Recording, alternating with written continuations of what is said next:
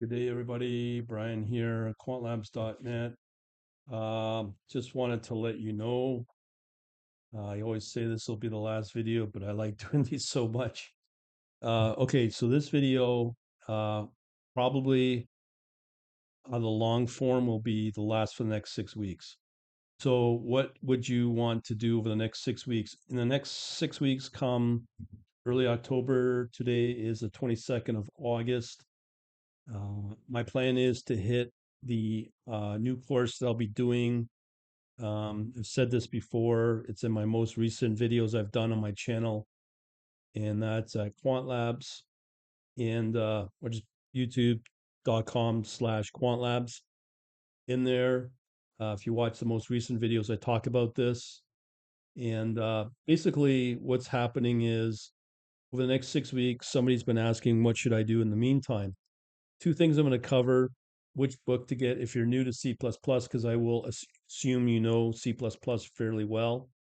Um, and there's a couple of books here.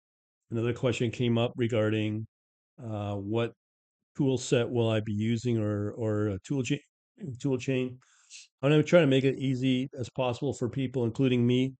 I'm on Windows 11 for now. The idea is to keep everything simpler, nothing really too tough. But right now, the tool chain I'm looking at just Visual Studio C++. Um, my goal is to eventually get that where it can be ported over to a Linux. So if you're familiar with the Windows subsystem Linux, you might want to check one of those out, maybe Ubuntu, and code against that. Um, now, Visual Studio has a very good debugger in it for C++. It's really built for C++ for many years. So the VS Code might have some limitations there. I can't really say, but for now, I'm looking at Visual Studio. It's very the coding's not going to be that complicated as well. Now, in terms of the books, as I said, I'm going to be taking a huge assumption. A lot of people will know C++ and the tool chain, how it's all set up. So in here, we've got a couple of books I'm looking at even for myself because it's been a long time since I've looked at C++. A few of the books I've looked at is this one called C++ Primer. I've talked about in a previous video about which compilers to go with when it comes to C++. The From what I see, the standard is 17. 20 is probably coming aboard over time, and these are at the high frequency trading shops and the big banks, specifically if they have their own uh, libraries built out. So the transition to 2023 might be a bit of a quite a shift for them. Apparently, there's still quite a few in version 11. So uh, as it stands right now, that's where it's looking at, focusing more on 17. But this post right here is 4 years old on Reddit. So another book that did come up was the book from the creator of C++, Bjorn Strausberg, I believe. So in here, if the books I'm looking at,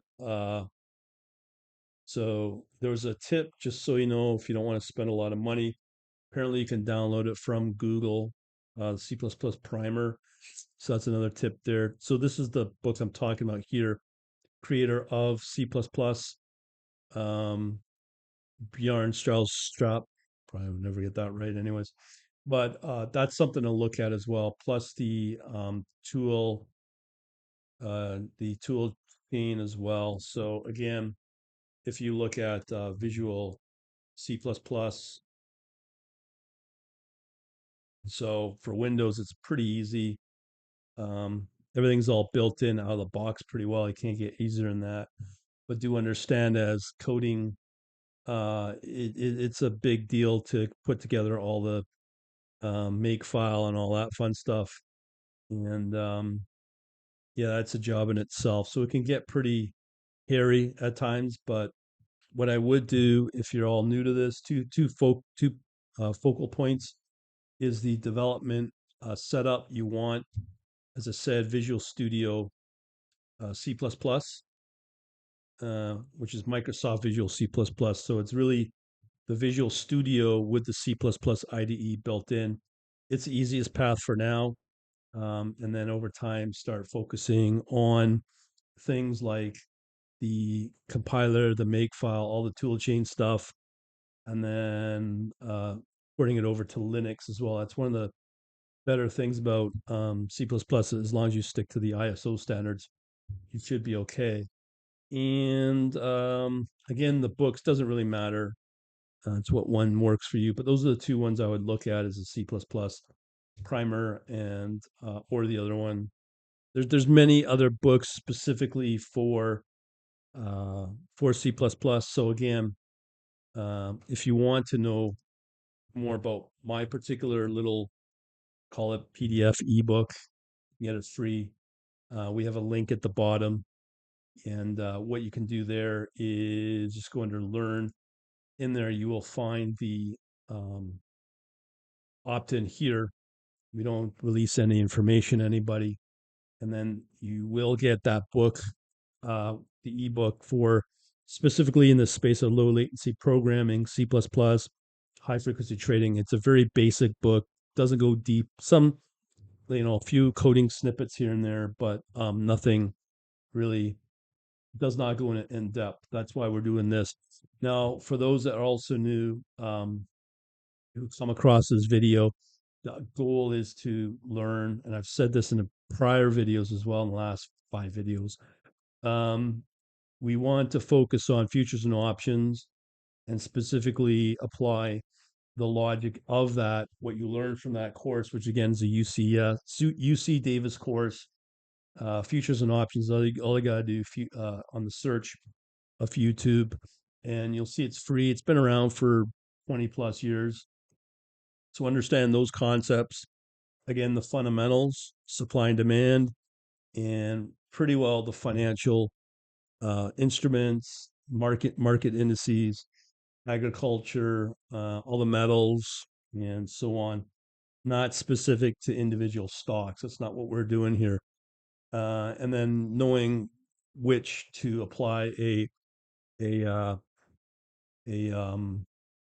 will it be a future that we do as an option? One thing, if you do look at the course, you'll notice in that course there is an emphasis on, especially at the options level, the payoff graphs.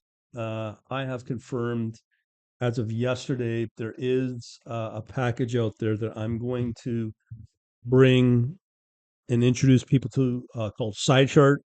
I've watched the latest videos there on the 3D volatility surface charts or graphs in there that can be considered still part of the payoff, the diagrams are there in 3D. So you'll be able to get a better handle on those charts, and then being able to merge those and know what your pricing targets will be from those charts based upon the market conditions. So it won't be easy, but it'll be a lot easier than I originally anticipated.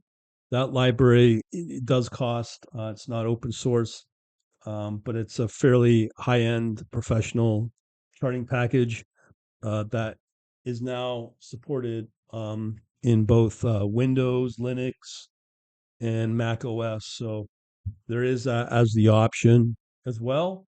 So I'm slowly working out, and when I'm gone for the next 6 weeks, I'm hoping to meet a prime broker out of the UK.